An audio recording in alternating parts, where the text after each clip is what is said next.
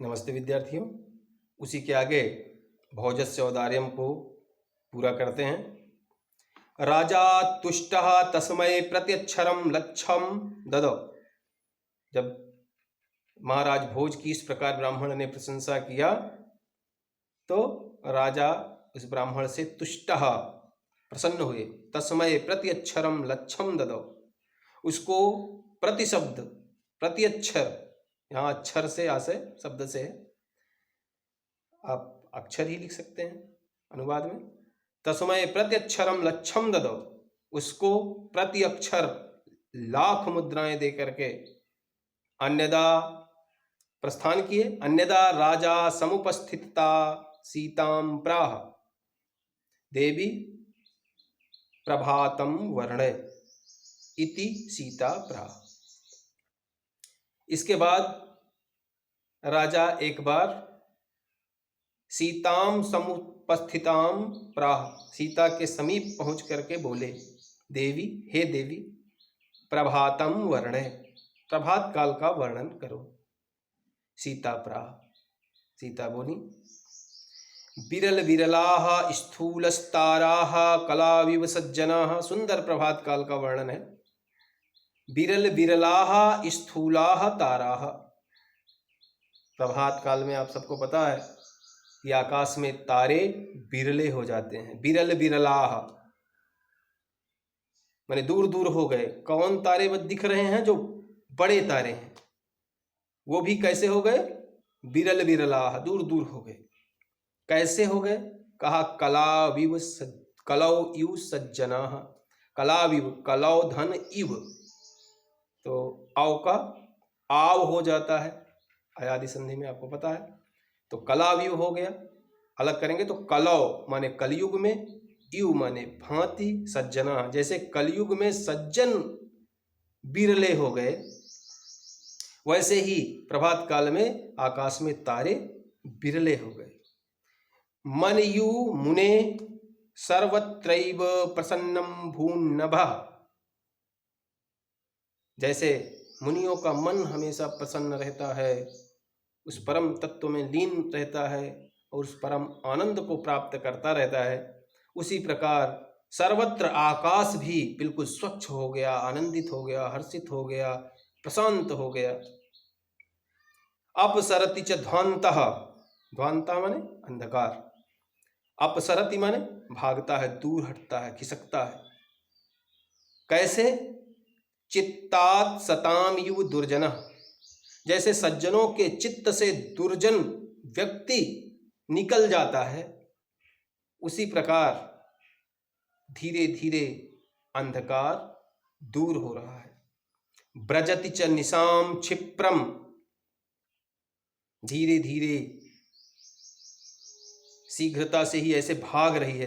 क्षिप्रम शीघ्रता से, निशाम माने रात्रि, ब्रजति माने प्रस्थान कर रही, भाग रही है।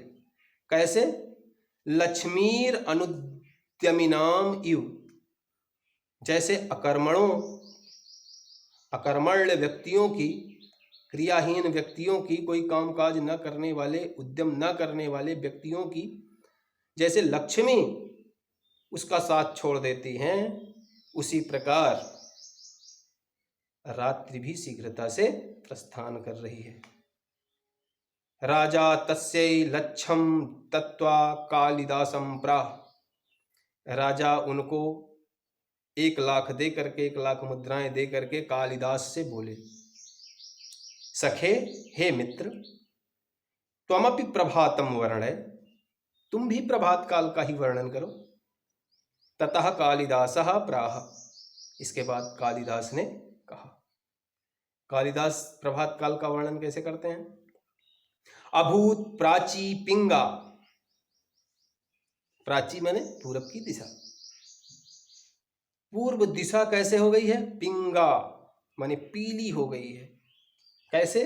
रसपतिरिव प्राप्य कनकम, कनक माने सोना, जैसे सोना जो है प्राप्य, सुहागे को पा करके जैसे सोना खिल उठता है, चमक उठता है, जैसे पारे पर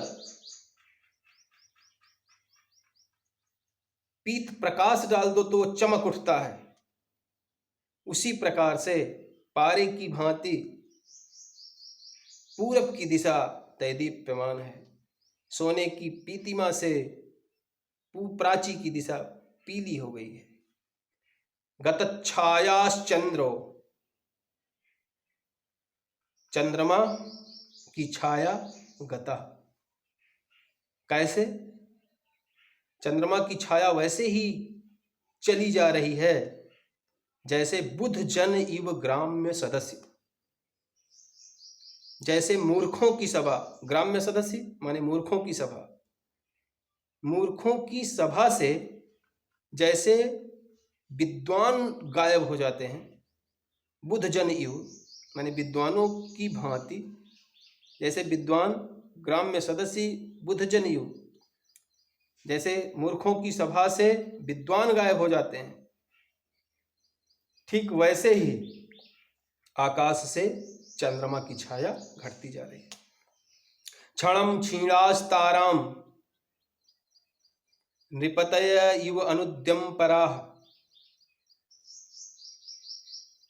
तारों का प्रकाश क्षीण होता जा रहा है। क्षणम क्षणम क्षणम क्षीणम माने क्षण क्षण तारों का प्रकाश क्षीण होता जा रहा है। कैसे? नृपतयः, ऐसे राजा जो अनुद्यम पराः, जो कोई उद्यम नहीं करते, अनुद्यमी अकर्मण्य राजाओं के की भांति, जैसे उनका क्षय हो जाता है। अनुद्यम में लगे हुए माने क्रियाहीन अकर्मण्य राजाओं की, जैसे राजा कमजोर हो जाते हैं, उन्हीं राजाओं की भांति क्षण क्षण तारों का प्रकाश क्षीण होता जा रहा है, या तारे क्षीण होते जा रहे हैं। न दीपा राजन्ते द्रविण रहिता नाम इव गुणा, और अब दीपों की प्रभात हो गया, सुबह हो गई, खूब बल्ब जला लो, लोग हंसेंगे, लोग कहेंगे कि चोरी से हमको लगता है बिजली जला रहा है, मीटर नहीं लगा है, इसीलिए दिन में बल्ब जलाया है। दीपों की शोभा अंधकार में है। न दीपा राजन्ते, दीप शोभा नहीं पाते। कब? कैसे? कहा द्रविण रहिता नाम युव गुणा, जैसे कोई बहुत विद्वान व्यक्ति हो लेकिन धन नहीं है, तो उसके गुण उसी प्रकार शोभा नहीं पाते हैं जैसे प्रकाश है और दीप जल रहा है, तो दीप का कोई महत्व नहीं है प्रकाश में, अंधकार की स्थिति में ही दीप का महत्व है। उसी प्रकार विद्वान व्यक्ति के पास यदि धन नहीं है तो उसके गुण की कोई पूजा नहीं करता है। क्यों? क्योंकि सर्वे गुणाः कांचनमाश्रयन्ति, धन में ही सारा गुण है, सोने में ही सारा गुण है। जो ऐश्वर्यशाली है वही गुणवान है। हिरण्यमयेन पात्रेण सत्यस्य पिहितं मुखम, सोने के पात्र से सत्य का मुख बंद हो जाता है, बंद है। सर्वे गुणाः कांचनमाश्रयन्ति, सारे गुण तो धनवान के पास हैं।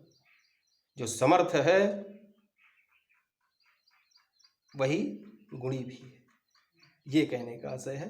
तो इस तरह से भोज प्रबंध से ये भोजस्य औदार्यम बड़ा सुंदर पाठ है। इसका आप धीरे धीरे वीडियो चला करके अर्थ समझते हुए इसका आप पूरे पाठ का हिंदी में अनुवाद लिखेंगे। अगले वीडियो में अगली बात होगी, तब तक के लिए बहुत बहुत धन्यवाद।